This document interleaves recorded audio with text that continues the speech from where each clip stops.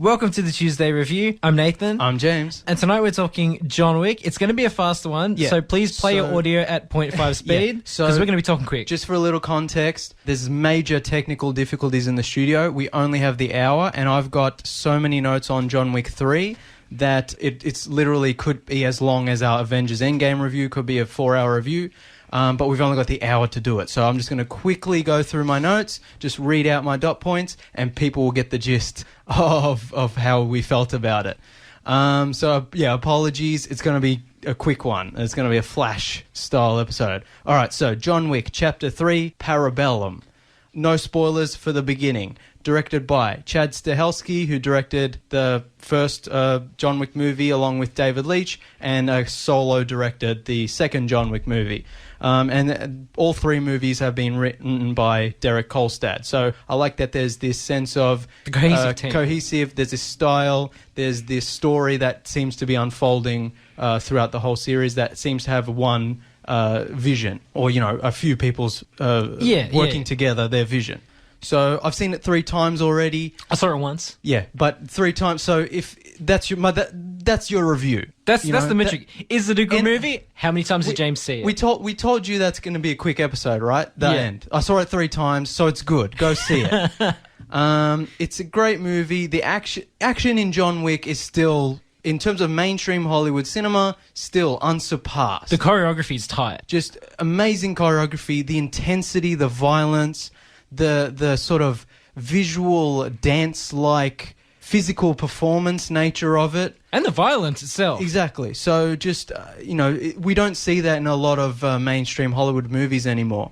And there are scenes in John Wick 3 that just the audience reaction people were gasping and laughing, and it was just insane. Especially when some of the violence gets a bit intense and you hear the audience go, oh! Yeah. There's a knife fight at the start of the film that is worth the price of admission alone. Yeah. Just that scene... even if the rest of the movie you don't like it, just that scene is worth paying the ticket price for.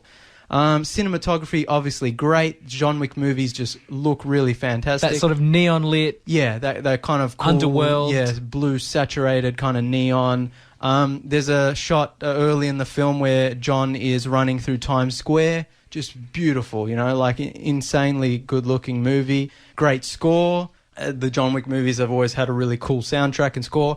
The only problem I've had with John Wick 3 is that it doesn't really have the really cool kind of techno-y, rock-heavy kind of... There's no club scene. There's no, wub dubsteppy kind of... as in the previous movie. In sort of a movie that's sort of controlled by the nightlife, it's like you expect more of that sound. I feel like they could have worked that in somewhere, even though there's not a club in the movie. They could have worked that kind of rocky, kind of electronic. Yeah. There's not really a lot of that in the movie.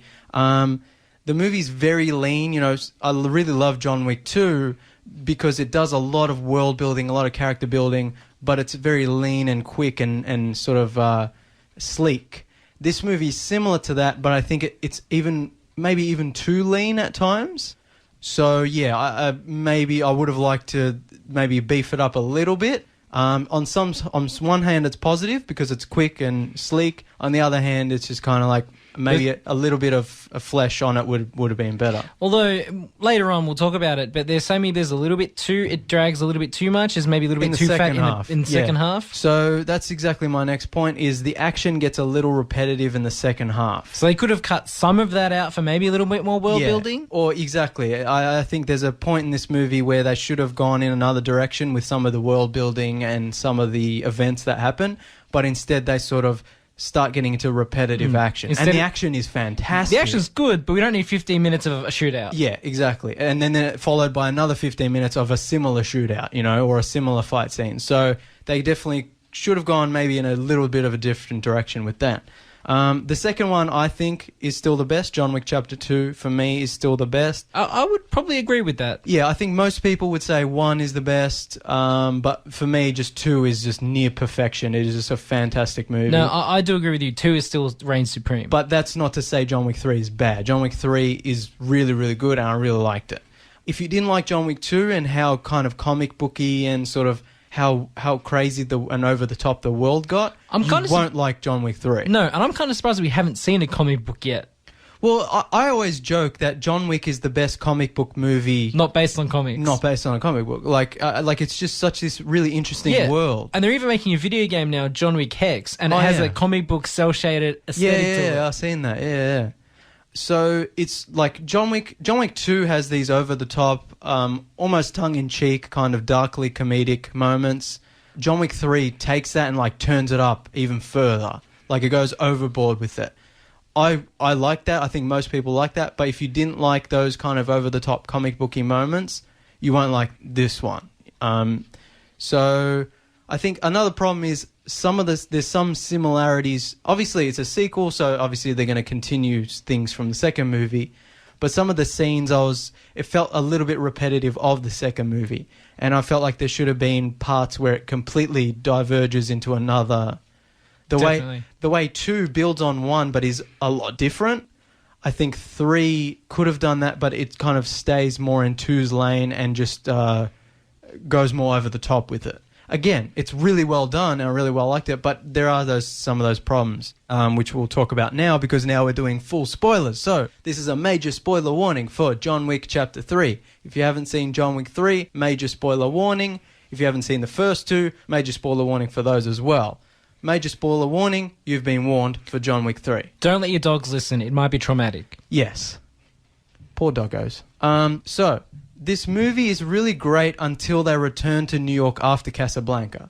I think when it gets to Casablanca, everything before that's great. And then when they just go back to New York, it feels kind of repetitive. And the action is just kind of the same. And I feel like they should have stayed in Casablanca and went and really introduced the High Table members and really just really branched out into a bigger, wider world. But instead, they return to New York and it feels small again. I mean, one suggestion I would have had is when they got back to New York and specifically the Continental, they should have explored Winston more.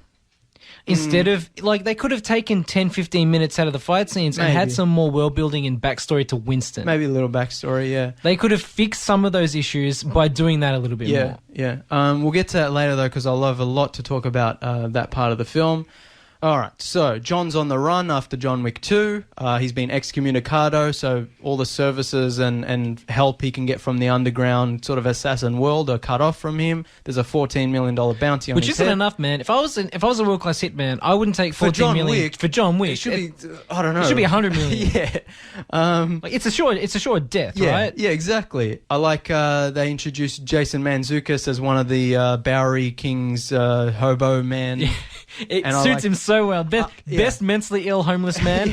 That's his typecast, right? I like that reveal as well. He's just a homeless guy, and then he pulls back his sleeve. He's got the gold watch. He's like, TikTok, Mr. Wick. Like, it's so good. John puts his doggo in the cab and gives the cab driver the gold coins and sends him to the Continental. I love that comic book world where everyone just knows the rules and knows the assassin underground. But that's one of my problems with this. I guess it's really just this film so much is that everyone seems to be an assassin. What kind of city are they living in? That's the thing, is I like that weird sort of alternate universe where just everyone knows the Yeah, but it's too many world. people. I know, and this is why the third one gets a little bit too much, especially if you didn't like in the second one. This one goes full overboard with that.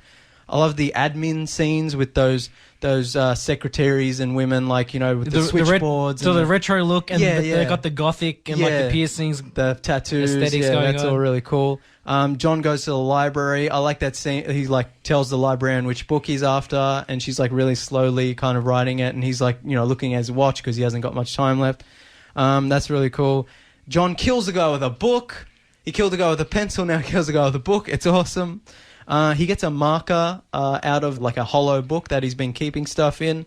If I'm not mistaken, Winston gives him his marker at the end of John Wick 2, but then at the start of John Wick 3, John takes the marker out of his hollow book. I think that they might be slightly retconning that. I don't think there's two markers. I think they just maybe made a mistake there. I might be wrong. I don't know. I like they introduced the adjudicator, played by Asia Kate Dillon, who, when you see her in the trailer, she's got the short hair and she's dressed in black, and I thought she was just going to be another assassin lady, another Ruby Rose type character, you know, from the second movie.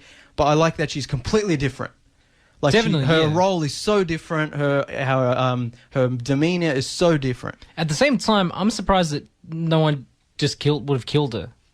and just buried her somewhere, Well, just disappeared. I her. think that's the thing with the movies. It's all about the rules and Yeah, you know, but being especially under the for high table. especially for the Bowery, I'm surprised that she just wasn't killed in the I Bowery think there under was, the table. There was some respect towards her for being a high status. You know, when she slides the coin, like she's got some respect, some level of status, and so you don't mess with that. And later in the film, I think, you know, they start to regret respecting that, and so I think that they'll deal with that in the fourth film. Winston, the manager of the Continental in New York, played by Ian McShane. He's so good. He's amazing. But the adjudicator punishes Winston for helping John at the end of the second movie by removing him, or attempting to remove him as the manager. Even though technically he didn't break any rules, right?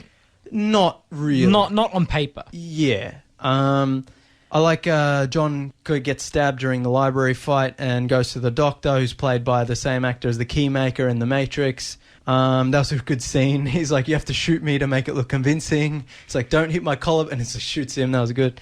One scene I liked but also didn't like is John is being chased by these guys, goes into this like antiques weapons store, And he reassembles the gun. He reassembles like an old 6-shooter to put a round in it and kill a guy, and then drops it and then moves on. And it's a cool kind of MacGyver-esque moment, but it just takes up screen time and doesn't really lead to anything. It leads to, I guess it's funny, like it led to a laugh, but it doesn't really lead to anything. I think arguably the best part of the movie is the knife fight at the start of the film, where John's like getting attacked by all these guys, and they realize they're in this antique weapon store with all these knives on the walls, and they just start throwing them at each other and stabbing guys, and it's insane. And the audience was like, whoa, like it was crazy. I think the movie blows its wad too early. Yeah. Like, the movie never recovers from how insane that scene is. And the amount of takes that must have taken to like land each or make it look. It's a lot of CGI knives and so on. But I think a problem is that the climactic action scenes, which get a bit repetitive and tiring, never live up to that opening moment of the knife fight, and I think that's a problem. I think the movie should be called John Wick 3 Overkill. Like, he just shoots a guy, then shoots him again, then shoots him again, and the guy's dead, head blown off, and he just keeps shooting him, throwing knives at him. Like, it just goes over the top. Then there's a really cool horse chase scene. Like, I think quick props to the way John Wick slapped the horses to get the horses to kill people. Kick the guy, yeah. I think it's really impressive how you can... You know, they say don't work with children and animals. And the animals, there's a lot of animals in this movie. And the fact that they're doing a lot of action around the horses, like fighting, pushing up against the horses, like it's really impressive. And I think, you know, that's why John Wick is a cut above the rest. Because you don't see this level of practical dedication in any other action franchise. Maybe Mission Impossible. Well, we'll talk about that later. So yeah, I like how after John kills all the guys coming after him, the bounty goes up to 15 million.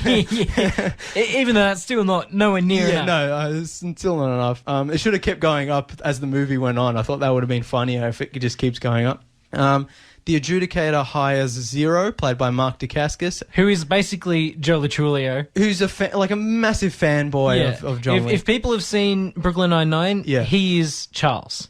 Yeah, Charles, played by Joe Latrulio, who is a fanboy of Jake, played by Andy Samberg, who's the main character of the show. And Charles is like just always in his shit, like trying to just trying to copy him. And it's a very similar situation in this movie. It's with a homicidal twist, I suppose, where Zero is a big fan of John Wick, but he has to kill him. Yeah, but he takes the honor of killing John Wick like very seriously. Yeah. And he has students who is trained in martial arts as well, who go after John. I like this scene. I really like because it really comes back to that world building and what I loved about the second movie. John goes to sort of theater, like an old ballet theater, and he speaks with her. She's credited only as the director, played by Angelica Houston, and it's revealed, and I really like this, that John is basically a Black Widow. He's like he was a Russian orphan who was raised in some sort of wrestling / ballet / assassin school by Angela. Why isn't there a comic book? Yeah, like this is awesome. I love his real name is Jardani Jovanovic, I think, something like that. So John Wick is a WOG, confirmed. I'm very proud. But like, I just love that kind of world building and that kind of orphan assassin school behind the scenes stuff. And John has a ticket that he got obviously at some point when he was younger, and he uses that to Escape to Casablanca. Meanwhile, the adjudicator punishes the Bowery King, who also helped John Wick at the end of the second movie. And Lawrence Fishburne is so good. He's always so good. He's just so good.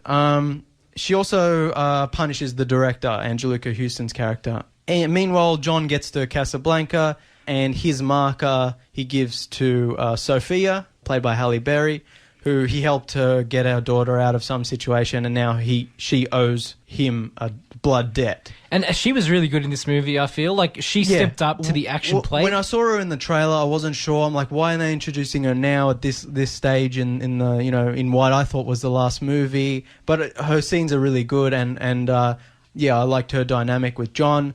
It'll be interesting to see if she does return in the future. I think her sort of role is done, especially because they closed her John. debt. She hated John for making her do the debt. Unless one of the next plot lines with her involves like a danger to her kid or something. Maybe, yeah. But I think that's going off on a tangent that the movies should sort of stay away from. I think you're right. But yeah, I also think like John, in the whole plot of the second movie, is that John really didn't want to fulfill his marker to Santino, and he was sort of forced to do it. And so for John to force Sophia to do it, I mean, I know it's his last hope. Like, I know why he did it, but I don't know if they could have explored that more. I don't know. Do you know what I'm saying? Yeah, like he's being a bit of a hypocrite. It's in his character, but it's against what his kind of code. But also, he doesn't really have a code because he's a killer. Whatever. Yeah. Not really important. I like they introduced this kind of mint/treasury thing in Casablanca, where the first gold coins were minted. Yeah, the gold coins that are used as the currency in this assassin world are made. The Continental also has like a forge. I'm assuming they also print some of the gold coins? I don't think that was a forge. I think that was just the furnace in the basement. Oh, okay. Yeah. Unfortunately, I didn't write the character's name down. I think it's Baraka or something like that, but played by Jerome Flynn from Game of Thrones. And he gives this speech about consequences and I think, if John Wick 2 was about following the rules, John Wick 3 is about the consequences to breaking those rules. So it's a kind of a dual thing where the second movie is about one thing, and the third movie is about the consequences to those events. Yeah, definitely. I like how the Jerome Flynn's character shoots Halle Berry's attack dog. we're back to movie one. Yeah, and he's like, and then she goes nuts and kills everyone, and she's like, he shot my dog, and John's like, I get it. Yeah. It's so good. The attack dogs in this movie are amazing. The attack dog fight scene, incredible. They are I wouldn't call them good boys, but they are disciplined boys. Like the way they're like jumping around and attacking guys, like pulling on their arms, and there's some really vicious. They're attacking. They're like pulling on their arms. It's vicious, and the one dog like jumps up the wall. It's crazy. We're joined now by Matt, who I believe this is his first time on the Tuesday review, even though he was an important part of Man vs. Movies. It is. I think I have that right. So thank you very much for coming on, Matt. Thanks for having me You're on, just going to have to keep up with us because I was listening in the car on my way here. So we've only got 40 minutes left, and we've got maybe a 3-hour show to fit into that 40 minutes. we can continue this another day, though. No, we can't, because if they don't fix that technical difficulty by next week, we're not going to be able to do the John Wick 2 review for another few weeks. So we're just going to have to squash it in here. Fair point. I also love during this attack dog scene where John, there's two guys pointing their guns at John, and John's pointing his gun, and they're all out of bullets at the same time. And they awkwardly have to reload. All have to awkwardly reload, and John's obviously the fastest. So good. This is another problem I have with this movie. A problem, it's a minor nitpick. In John Wick 1 and 2, obviously it's an over-the-top action movie. There's lots of shooting and blood and whatever. But when John shoots a guy, he shoots him maybe once or twice. He pops him a couple times. He puts him down to make sure, and then that's it. In this movie, people like John and Halle Berry's character Sophia, they just unload entire magazines into people for no reason. And John's a trained assassin. He should know efficiency. Yeah. Like, you pop them, they're dead, you move on, because, like, there's still bad guys around you. It starts to get a bit much, especially in the attack dog scene, which involves the dogs so well, and, you know, the choreography of it all and the filming of it. It's brilliant. But it's also like, Halle Berry shoots a guy 5 times and then gets her dog to attack him. I'm like, no, why not shoot him once, get the dog to attack while you then turn your attention to the next guy? That makes more sense. Especially, like, there's a bit where she checks the ammo in her pistol, and then she just turns around and kills a whole bunch of guys with her gun, like 15 rounds firing from. I'm like, wouldn't it have been better for her to check her gun, realize that it's almost empty, and then utilize her dogs as a way to get around having to shoot all the guys? Like, okay, dog, attack that guy while I shoot that guy, attack that guy while I take his gun. That happens sort of, but it's a bit overkill where they're just too much shooting. Too much shooting. It's John Wick, dude. You know what I mean, though. I do. Anyway, Jerome Flynn's character tells John that the only way he can make up for his quote-unquote sins is, and John wants to find the elder. The person who sits above the high table, who's, I guess, the boss of everyone in the assassin world. And he tells him to go in the desert and just keep walking until you're half dead, and then keep walking some more. So John does that. Sophia has fulfilled her blood debt to John. That bit what she does with the water, so good. She spits it back in there. I was laughing, so good. I'm thinking, like, do you think he would care about that though? No, he understands. He understands. This is what I was talking about with the marker. Like, he understands what he did wrong. He's like, yeah, I'm a dick and I deserve this. Yeah. Like, he would have just been like, all right, okay. Yeah. It's just water. It was so good. Eventually he gets lost in the desert and he gets found by the elder. Bedouin finds him. Who I was like, who are they going to get to play the elder? They're going to get a famous guy. You know, it's obviously going to be an older guy. You know, what actor can they get? I would have loved for it to be Sean Connery, but it should have been an Arab. Yeah, like it. I mean, should be my dad. Like, why is he called the Why is he? John, you did bad thing. You bastard. You bastard. $15 bounty, not enough. Not enough. You're shit. But yeah, it ends up being a young guy played by Saeed Tagmawi, I think is how you pronounce his name. He's really good in the role, but I was just a bit confused as to, like, and I know as I was talking in to the car, Matt, yeah. You know, Matt was saying, well, the high table is hereditary. Like, you get willed a seat by the previous holder of that seat. So same thing. They alluded to this in movie 2 with Santino wanting the seat off his sister. Yeah, and so got it off of the father. Yeah. So I mean, he could be the elder could be handed down from, like, father to son. So he could just be the newest elder, which is probably the case. Yeah, but I think that's what I went with straight away. Like that's what my mind ticked. I'm like, he can't be that old for that. Yeah, so. One of the quote unquote problems I have with the movie is they should have then, once they got to Casablanca, they should have then explored that instead of going back to New York. I wanted to see more of the high table, more of the elder, which we'll see in the 4th movie. But you know, 2021, it's happening. Yeah, I saw that before the show started. I was like, yes, got to get in before Keanu's arthritis gets any worse. Oh, dude, he's getting old, man. And to show his fealty to the elder, John cuts one of his fingers off, his ring finger with his wedding ring on it, which obviously is the most important symbol to John. I want to see a riff on Assassin's Creed with this. I want him to have a little knife where his finger was, like they do in the Assassin's Creed games. I've got a note here. Like, this is a better Assassin's Creed movie than the Assassin's Creed movie. Yeah, like, I want 100%. to see all this, like, high table. I want to see all those hidden. I want to see John with those hidden blades. Yeah. As I said, I think in the 4th one, this has to come out. Like, definitely. They've built it for this point. When the elder, like, takes his ring and puts it in his pocket, I'm like, that's coming back. Yeah. John wants that ring back. John's gonna kill the shit out of that guy and then take the ring back. It's gonna be awesome. It'll be on his doggo's chain. Yeah. So yeah, like I said, they should have stayed in Casablanca, explored this high table, explored this elder stuff, and the elder should have become the main villain, which again will happen in the 4th movie, but I think it should have started to happen here.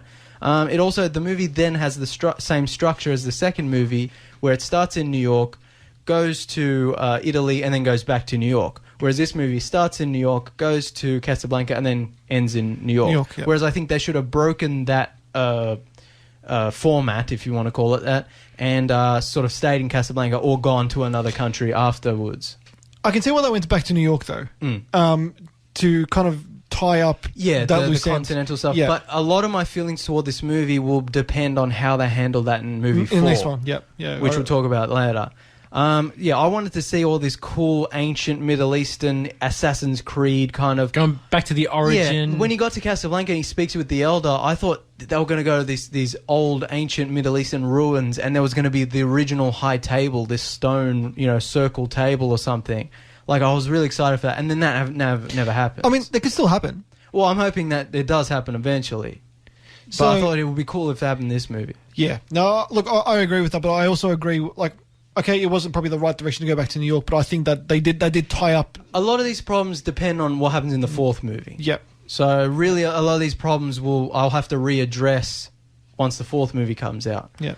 Which can't come soon enough. It's got to the point where it's just like, this is amazing. I need the next one. Hook it to my veins.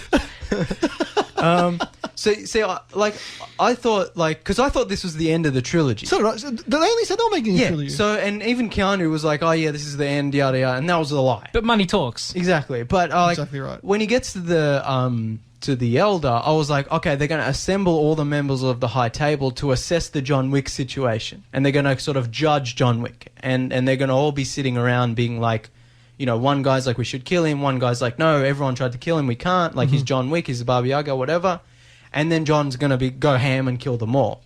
But obviously they're leaving that for later movies. So then they go, the Elder gives John a mission to kill Winston, because he's betrayed the High Table, whatever.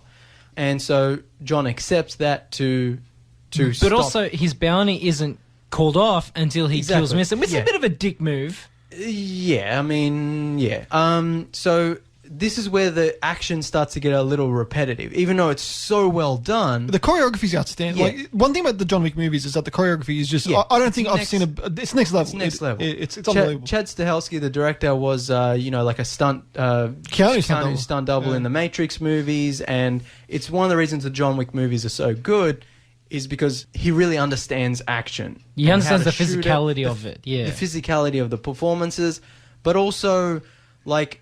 He obviously knows how to make a movie stylish. He knows about the world building, which obviously comes from the writer as well. So he didn't just fluke it, like he's consistently made these movies really interesting. Can I just say the lighting in this movie was outstanding? Yeah, so good. It's in all three of them. They're dark movies, but it's never so dark. It's like it's never dark that you can't see. Yeah, you're right. It's just that kind of noir, shadowy, neon-y, yeah. Yeah, but it's never dark that you can't see what's going on. Yeah. So when they do get back to New York, it feels like we're returning to the beginning of the movie. The beginning of the movie is basically a chase movie with John getting away from all the assassins trying to kill him for the bounty. Because the bounty hasn't been lifted, as we said, he returns to New York and immediately everyone tries to kill him again. And there's a motorbike chase scene, and there's more chase and fight scenes.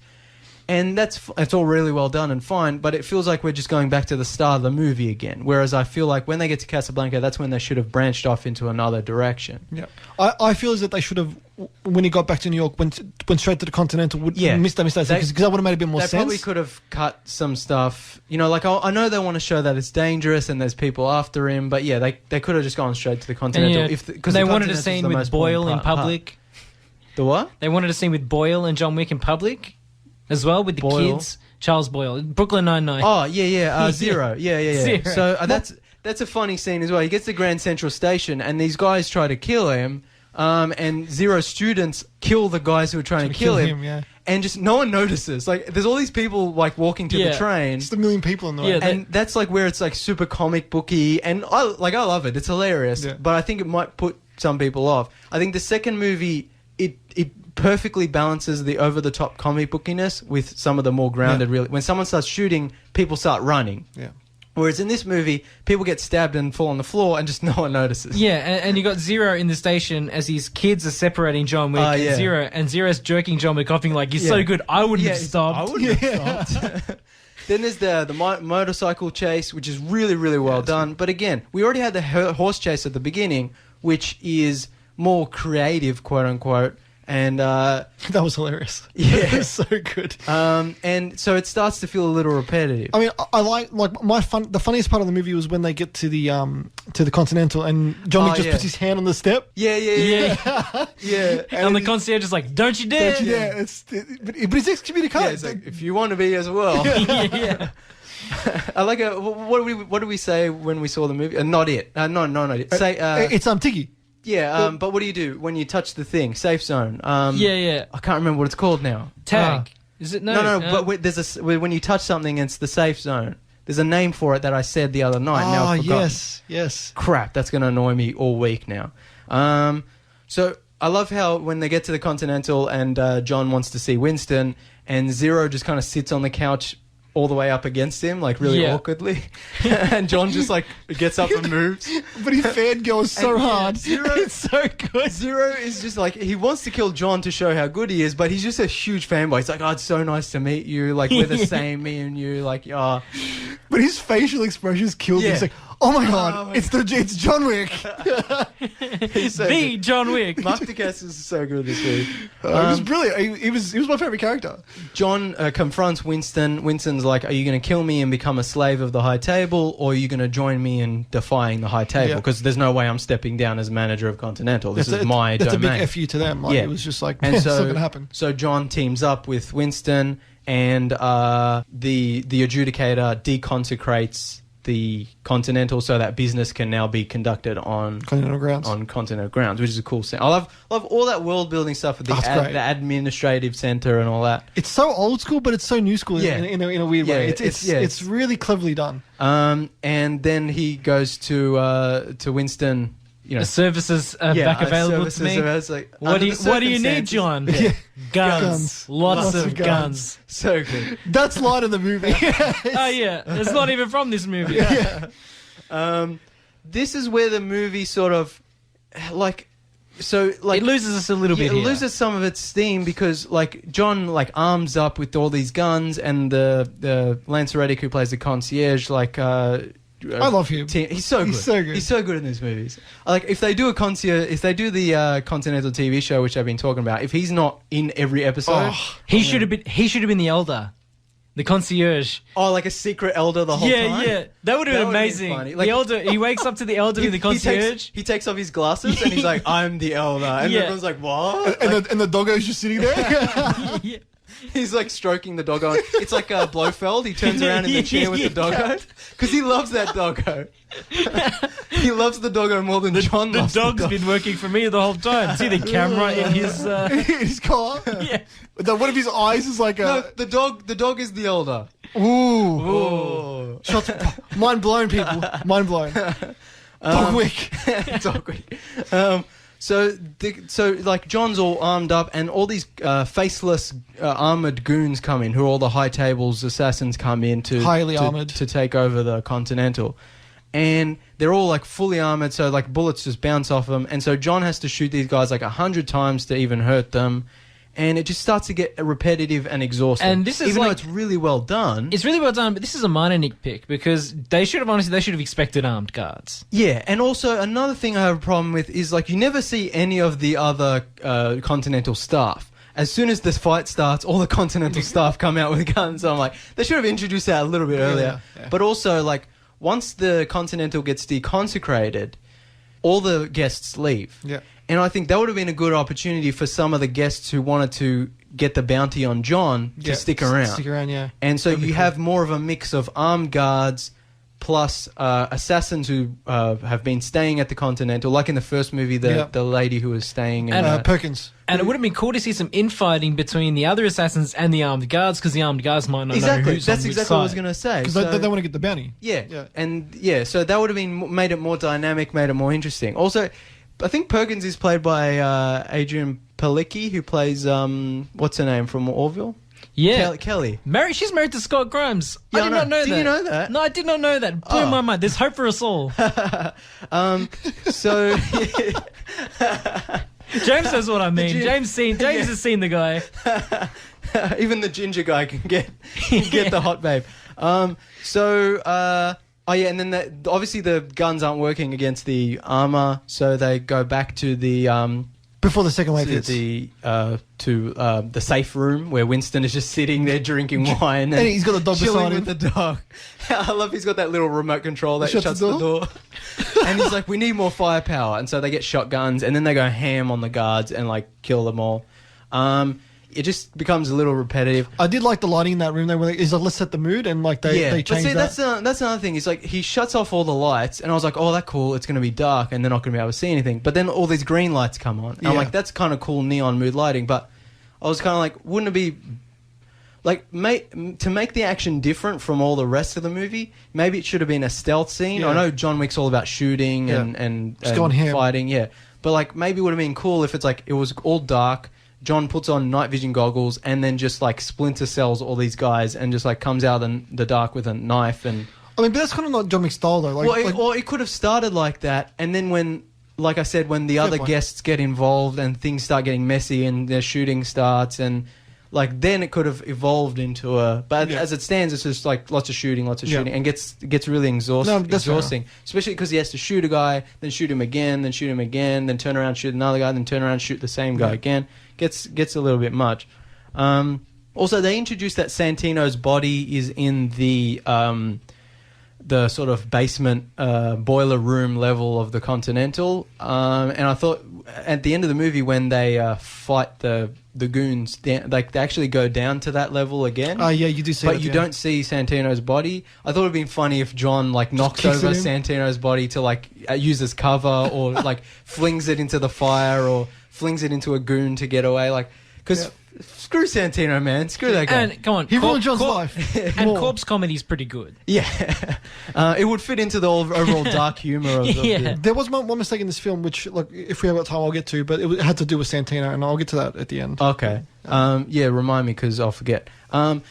Like I was saying, the movie gets a little similar to John Wick 2 because the end of John Wick 2 is him going through the art gallery, taking down all of Santino's goons. Yeah. With the, it's a big gunfight. And then there's the Hall of Mirrors fight. Yeah. And then this movie, John Wick 3, has the big gunfight with all the goons and then the glass house fight with the Zero and his students. And so I think it's just too similar. Like, It's a bit too even if similar. they just change some of the locations or just some of the fighting styles, like I said, the stealth, like it would have just made it a little bit different. So yeah, then they get to the administrative office, which is this multi-level glass house.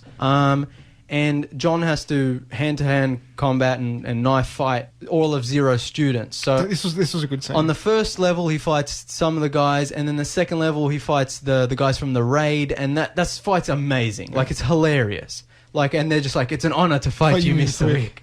But the best part was he's like, geez, he's getting slow in his old age. Yeah. He's been retired for 5 years. He's like, he's still John Wick. He's like, we'll see.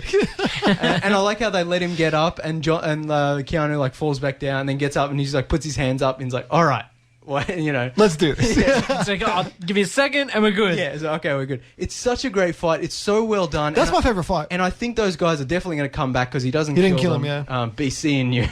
But I feel like because we've just had the fight with the other students before that on the first level of the glass house, and then he fights Zero after that, it just becomes really repetitive. Yeah. Even though it's all really well done, like they just need to maybe cut some stuff down or pick which guys he's going to fight, which guys he's going to kill straight away, whatever. So yeah, I can't wait to see the raid guys return in probably the fourth movie.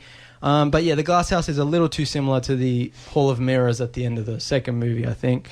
And then he fights Zero, which is also a really great fight, but again, a little repetitive. And yeah, Zero's just a fanboy, so he's just like, after John kills him, he's just like, that was a pretty great fight, huh, John? He's like, oh, don't worry about me, I'll catch up to you. He's like bleeding out. I just need to catch my breath. Yeah, and John's like, no, you won't. I'll be seeing you. Yeah.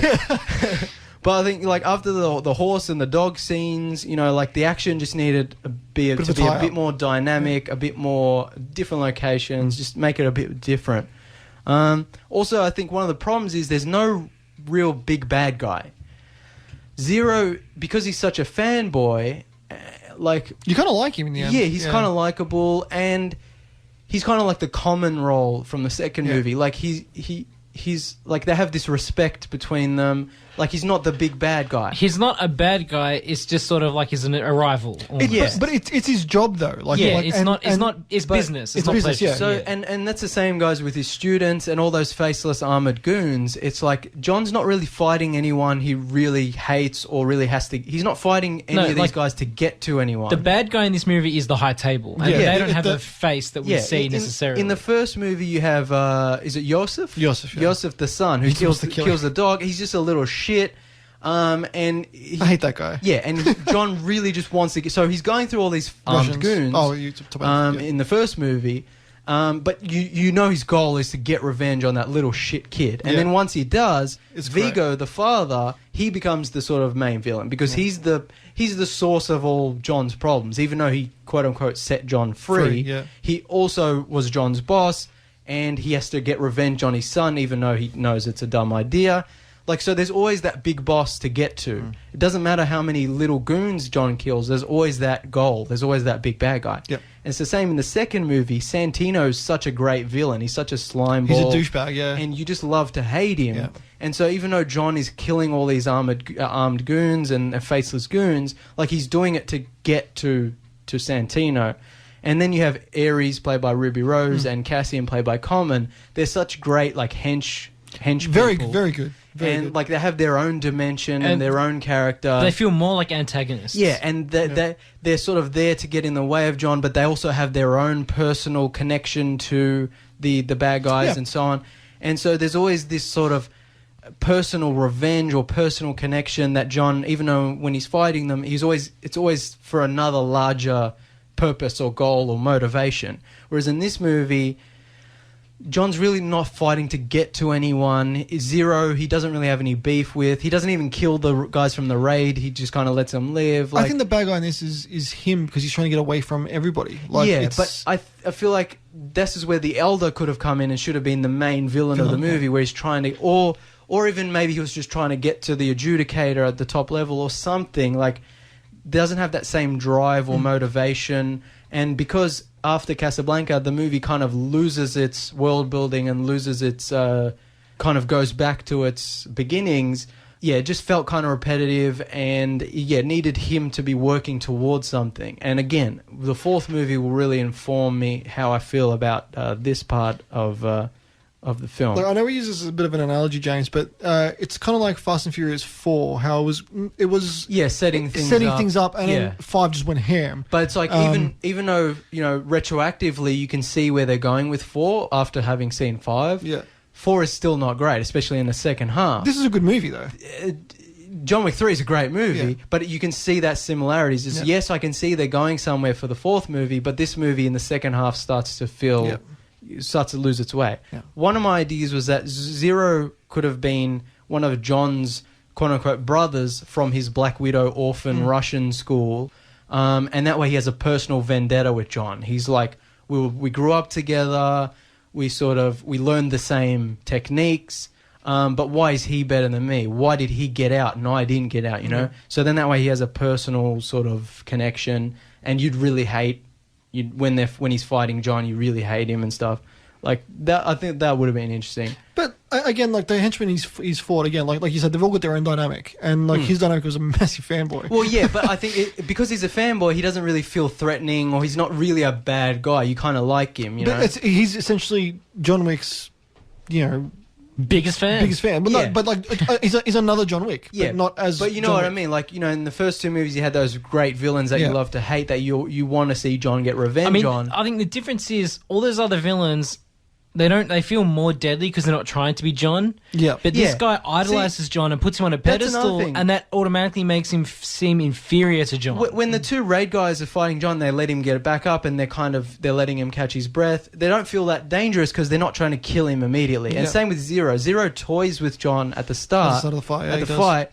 And because he knows he's exhausted and he just wants to fight him because he's John Wick and he's a fan. So it doesn't really have that same threat level, you know? Yeah. And I think they could have fixed that by making either Zero a more personal hatred of John, or having, members of the High Table be the next villain that John is trying to get to. Yeah, good point. So eventually John kills everyone, and the adjudicator's like, well... Parlay. Yeah, to Winston, Yes. let's parlay. And Winston's like, yeah, parlay will be good. And they go to the roof of the Continental, and the adjudicator gives Winston the Continental back and is like, I see what you're doing, but we still need to get rid of John. Winston's like, I agree, shoots John, and John falls off the roof. And then... I didn't talk about the Barry King getting cut up, did I? I think No. I missed that part. We did. We said the adjudicator punished him. Punished him by Yeah. 7 cuts, yeah. So, but then you find out the Barry King is actually alive, and he teams up with John, and then the movie ends. Yeah. And I was like, I thought this was the last movie. What the hell? Yeah. So now it's like there has to be a fourth. It's movie. confirmed now, so. But I like that bit where Jason Mantzoukas is rolling John in the shopping cart, and then the Barry King's there, Yeah. and he's like, if And he's in this really cool gold throne. yeah, and like, it's like all these candles, yeah, this it's like sewer they're like a throne. sewer, and it's Yeah. like $1 million throne. It's Yeah. what if the Ninja Turtles had if they were rich. Yeah, exactly. Yeah. And I like how the Barry King's like, raise a hand if you can hear me, and he like raises his hand and his like finger's missing, and then he's like, oh shit, they took a finger, and then John gives him the finger. It's so good. So it's going to be another movie where they have to team up against the Authority. Yeah, It's, well, it's below like- the table versus the table yeah. now. So Yeah, the so- end of the movie, Matrix comparisons. the end of the movie, the Barry King says, "Are you pissed, John?" And John's like, "Yeah." That's another thing. This movie, the second half of this movie, John's vocabulary is just yeah. No, I don't think so. So another, I said it should be called John Wick 3 Overkill. It should also be called John Wick 3. Yeah.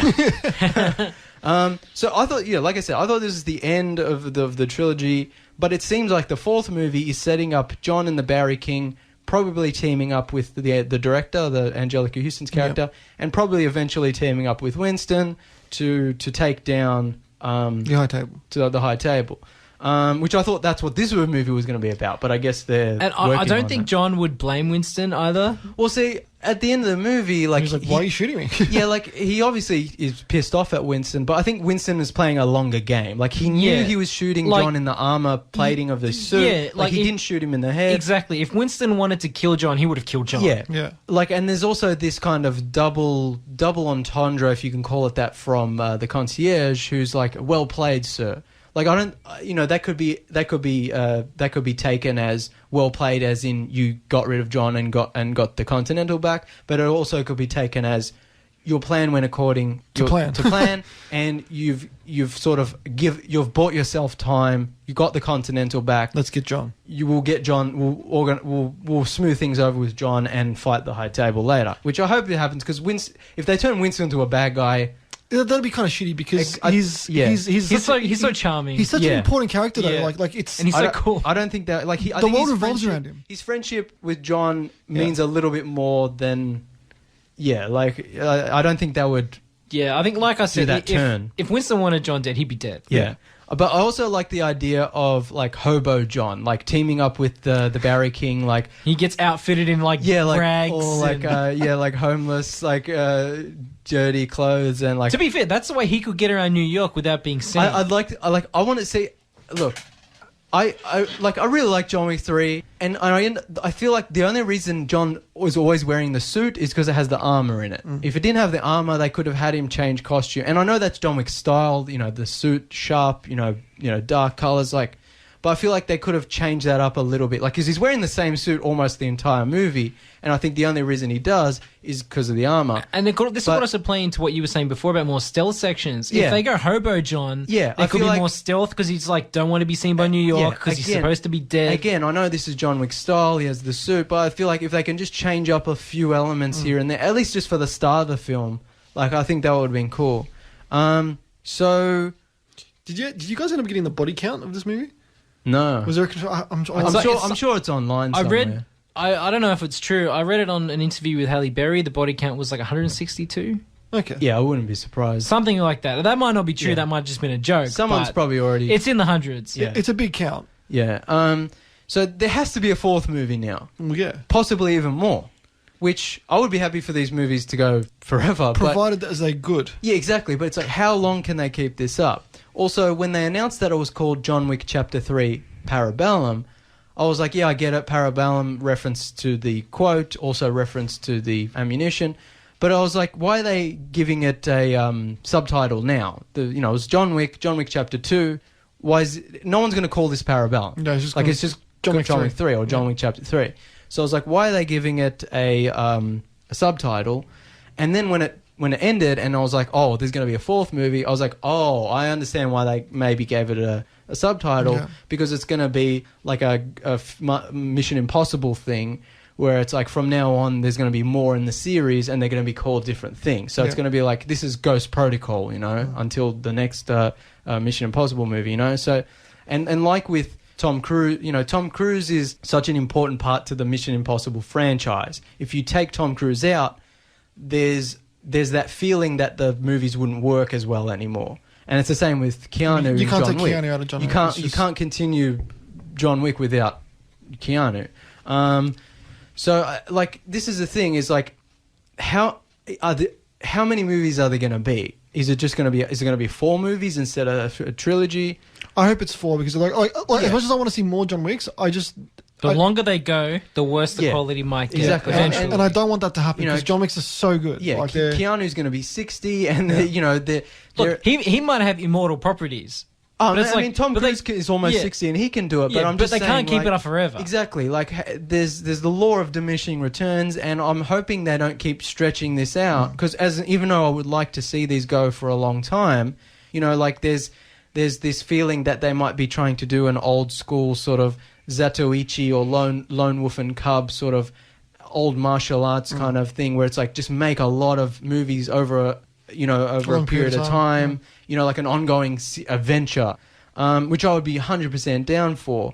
But yeah, how long can they keep it up? I want to see an end to this story eventually. Because eventually we'll have the TV show where they continue the lore, but just end John Wick. John's story, I don't want it to get to movie 5 and they'll be like, these movies aren't making that much money, we're going to cut the budget, or we're not going to make 6 where we're going to end, and we might not even see an end. So yeah, and that's why I want them to tie it up. So I was really hoping it would just be a trilogy, because I knew they would have done a trilogy right. I mean, this movie was good. It's a good movie. I really like the world building. I trust the writer. Yeah. I think he has an idea of where it's going, but a lot of what's happening now, I will have to reassess when the 4th movie comes out, and if there's going to be a 5 or a 6, I just hope that they can they have an idea of really where they're taking it, because if they're gonna do 4, 5, 6, and each movie has a different member of the high table as the villain, I'll be down for that. But how long are they going to keep going for it? That's a big question. I'm already talking about repetitive action just in this movie, so you can imagine movie 6, and how many different things can they do with the action? I'm just a little bit worried. I mean, my biggest worry is that the John Wick movies, they're simple in the terms of the storyline. Yeah. They work because of that. Exactly. I see what you mean, Joe, as well, exploring on the world building a bit more, but he just was there to kill the people that kill his dog. But I think that was it. That's why I love the second movie so much, is because it takes that simplicity and it kind of builds on it. It does. And it's still very sleek and lean and mean, but it does so much with the world and character building just through little moments and little visual details. Whereas this movie does a little bit of that, but then it just kind of forgets about that and goes full fight mode. And I want a little bit more of that back in. Still keep it simple, still keep it straightforward, but not to the point where you've abandoned it all and are just fighting faceless goons. Yeah. You know what I mean? Yeah. If there is a 4th movie or more, it would be cool to see if they do a Fast and Furious thing where they bring back cast members from earlier films. Halle Berry will come back 100%. I don't think so. Like we said, her kind of involvement is done. She's done with John Wick, but this from a casting perspective, possibility that she will. I think come they might back. bring Common back because common courtesy. Professional courtesy. Professional courtesy. Yeah. So Common could come back. John Leguizamo's character. All those cast members we've seen in previous films could come back to team up with John to fight the high table. So that will be cool. But how long can they sustain this? Michael Nyqvist, who played the villain Passed away, in the first movie, he passed away at 56. Like, just insane. Like, so I'm just worried that something bad. Ian McShane's in his 70s. Like, something bad might happen. We might never see a proper ending to this series. So I would love for these movies to go forever, but also I would love that contained trilogy. I would love that 4K box set. Now I'm not even going to buy John Wick 3 because I'm like, wait. I'll just wait to see when the movies end and then I'll get the box set. So yeah, like I don't want the movies to lose steam. I don't want them to not satisfyingly end John's story. And we'll see the Continental TV show, which is still in, I think, early planning stages. We'll see how that goes as well, because we thought that was going to be a prequel. But, if they're, bring the Continental's very important to this movie. So it might be a sidequel or depends when it gets made. That is true. Yeah. If the fourth movie's coming out in a couple of years, the show might come out after that and might be a prequel, set after the movies finish. The good thing about the Continental is that you can make it. It doesn't have to be a prequel. Like it can be because it's just exactly. There's always business going on. There's always business happening. Yeah. But because John was apparently going to be a character in that, he's going to cameo. He's going to cameo on it. Yeah. So he can't really cameo on it in the way the movies are now. Yeah. So it'd have to be a prequel. Unless it depends where the movies unless go they in wrap the everything future. up. And the status quo is sort of restored at the end. So when the second movie came out, and I loved it, and still one of my favourite movies of the last few years, and I think it's almost perfect. I was wondering, how are they going to do the third movie? How are they going to top that? How are they going to make it different? And I was thinking, well, he gets excommunicado at the end. He's getting chased. Like the last shot of John Wick 2 is him running with the dog, and he's like shooting himself, and like everyone's going to be after him. And that's what this movie kind of takes in the beginning part of the movie. Yeah. But I thought it'd be interesting if they went into a sort of Mad Max, Logan style, sort of push that to its furthest extreme, where John is alone. It's just him and his dog.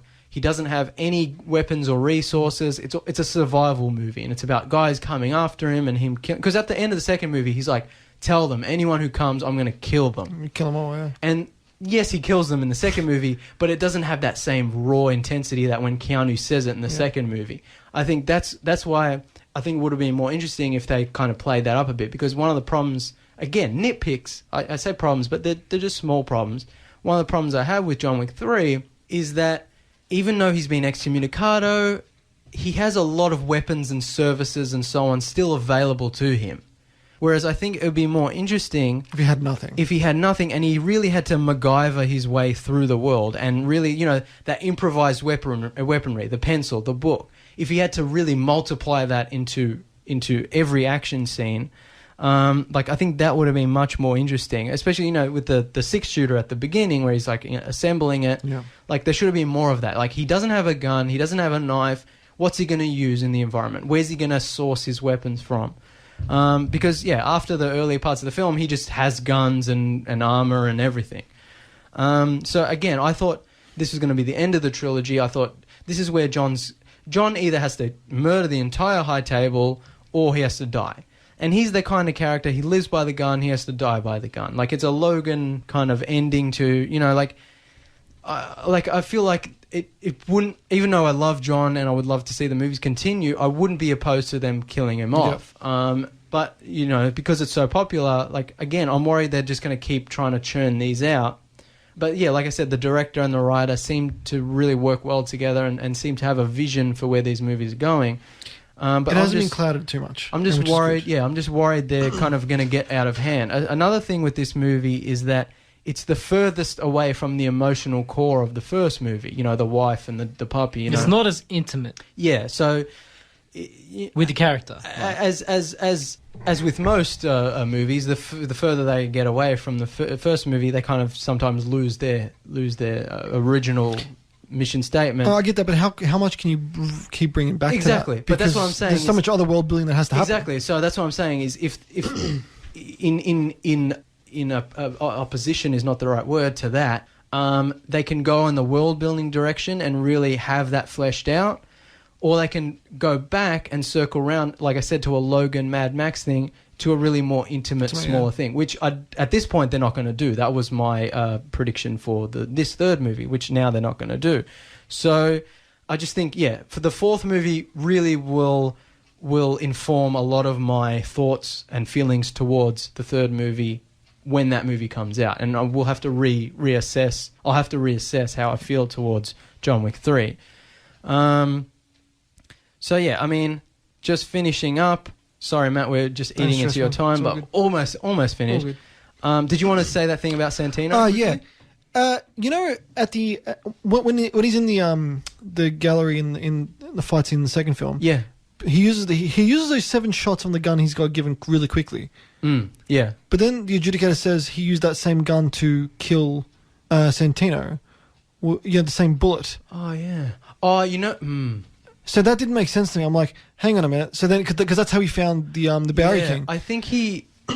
Unless he reloaded with another. I rewatched the second movie a couple nights ago, but I don't remember that exact detail. He does grab a gun because he has 7 shots. I think he grabs Ruby Rose's gun and he uses that to kill Santino. So I don't think it's the same gun that the Bowery King gave him. But then the adjudicator refers to the Bowery King's gun as the bullet that's used in his head. Or if... I mean, I don't think this is right, but after he uses the 7 bullets, I think he just drops the gun. Like, I don't think he puts in his pants. But if he does put in his pants, then he doesn't grab Ruby Rose's gun. He grabs her magazine and then reloads the 1911. Yeah. But I don't think that's what happens. So, I think they kind of retcon that a little bit, like with the marker. Did you hear what I was saying about the marker? Yeah, there was 2 markers. At the show? Yeah. So I think... So, but see... When he goes to... They never mention the marker that Winston gives him. So I think this is the same marker. They just either forgot or they retconned it out of existence so they could do the book scene. That or I reckon... If there's a second marker... If there's a second marker... That could play into the... Maybe it's Winston's marker. Maybe when Winston said you might be needing this, it wasn't a general thing of I've been holding your marker for you. It's this is my marker for you. Like she gets real... You, so when he shot him, that might be part of what they do in the fourth movie, where John's like, "You're the holder of my marker. You can't kill me. Winston, you owe me," or something, or the opposite. When John owes Winston, so he's like, "I shot you. That's what my marker is. Now give me the blood oath." Yeah. And then that's how John gets over his anger towards Winston for shooting. Good point. So many questions. Love these movies so much. I know. Yeah. So I still love the second one the most. I think it's so good. It's brilliant. Yeah. My ranking, I think most people's rankings would be 1, 2, 3. Matt, I think your ranking is 1, 2, 3. I like 1, 2, 3. Yeah, I like the first one just because he's just raw. Yeah, everyone loves the first one. And the club scene to me is phenomenal. That's so good. But my ranking is 2, 1, 3. Yeah. I think 1, even though I have some problems with it, like I think, just that emotional core, that rawness. It was low budget. The first movie wasn't a big budget film. Exactly. Yeah. And I think the third movie has those second act problems.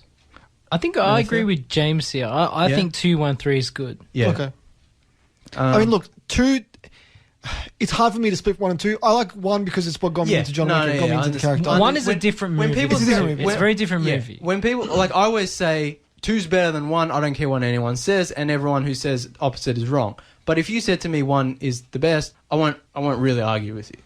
Most people, I think, would say that, and I would be like, sure. They're good for different reasons. Though, well, they're good for different reasons. Yeah. The 2 feels like very different from 1, but also carries on from it. Also, like 3 is a really good movie, but it feels like it's working towards 4. Something. Yeah. So it feels like a bridge movie between 2 and 4. I think it's an important film, though. So it's a very if you're right though. 4 has to make this movie count. It'll really depend on 4 to see how well this movie stands up in the future to rewatching and stuff. Because if the fourth movie goes in a different direction completely, I was like, well, why did they waste all that time with the Continental and so on? I'm just kind of like, why is the Continental so important? You know, they should be getting to the high table. Yeah. But the fourth movie, I'm assuming, will deal with that, we said with Winston and stuff.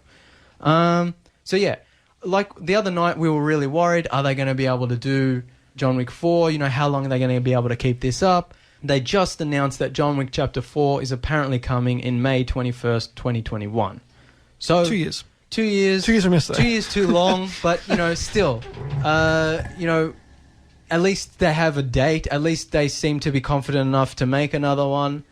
I would be happy them to end at 4, but like we said, they might be doing a continuing sort of martial arts movie, I'm happy with kung 4. fu movie type, sort of samurai movie type. I'd be happy with 4. ongoing Just because people series. get old, Yeah. things change. Yeah, I'm just worried they'll keep stretching it out. So yeah, like And the doggo, come on. Like, yeah, Doggos doggos only don't forever. doggos don't live that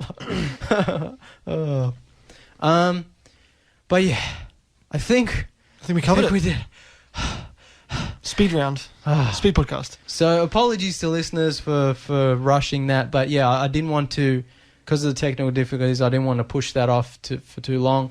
Thank you very much, Matt, for letting us eat into your time. No, dude, thanks for having me on. It's great. I've Thanks been for meaning coming to come on on. the show. Like this, like I said, listeners, I think most listeners have heard Man vs. Movies, but this is the first Tuesday Review Matt appearance. Try to make some more appearances. Yeah, definitely. And plug your show before we go. Car Talk with Matty J coming up right now. It's 7 p.m. on Tuesday nights. Car Talk with Matty J. CARTORQUE on Facebook. And if you missed any of our previous episodes, they're all up on chatengine.com or iTunes or wherever you get your podcasting app. So don't forget to subscribe, rate, and review. Thanks everyone for listening. Like and share the Tuesday Review Facebook page. You can follow us on Twitter at Tuesday Review AU.